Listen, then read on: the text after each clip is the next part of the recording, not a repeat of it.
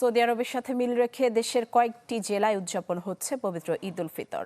একসাথে ঈদের জামাতে অংশ নেন মুসল্লিরা। বিশ্বের শান্তি ও সমৃদ্ধি কামনা করেন মোনাজাতে। শনিবার ঈদ হলেও একদিন আগেই উৎসবে মাতোয়ারা দেশের বেশ কিছু এলাকার মানুষ। সৌদি আরবের সাথে মিল রেখে কয়েক জেলায় উদযাপিত হয়েছে ঈদ উল ফিতর। বরিশাল নগরীর শাহ সফি মমতাজিয়া কেন্দ্রীয় জামে মসজিদে ঈদের নামাজ পড়েছেন মুসল্লিরা। জেলায় আগামী ঈদ উদযাপন করেছে প্রায় 10,000 পরিবার। তাদের সাথে মিল রেখে যদি এই বাংলাদেশে আমি ঈদ না করি তাহলে আমার রোজা একটা বাইরে যায়, 31 হয়ে যায়। তো আমি এই জিনিসটা বুঝতে পারি, আলহামদুলিল্লাহ এদের সাথেই ঈদের নামাজটা আর কি আদায় করলাম। চাঁদ দেখা যায় নাই, কিন্তু চাঁদের খবর শোনা গেছে। যদি শোনা যায় তাহলে আল্লাহ রাসূলের কথা অনুযায়ী সেটা আমার জন্য মানা। নগদ নিয়ে এলো হার না মানা হার অফার। সর্বনিম্ন 10,000 টাকা রেমিটেন্স নগদে পাঠালে থাকছে স্বর্ণের হার জেতার সুযোগ।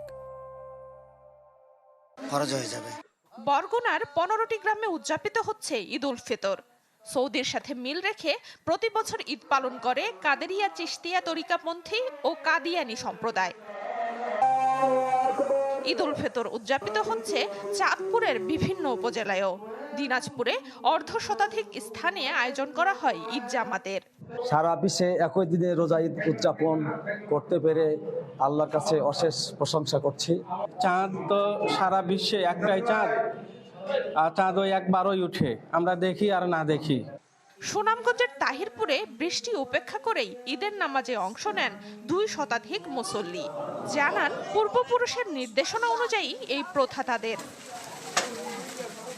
ঝিনাইদহের হরিণাকুণ্ডুতে ঈদ উদযাপন করছে কয়েকটি গ্রাম। বগুড়া, জামালপুর, লক্ষ্মীপুর, নোয়াখালী, সাতক্ষীরায়ও উদযাপিত হয়েছে পবিত্র ঈদ উল ফিতর।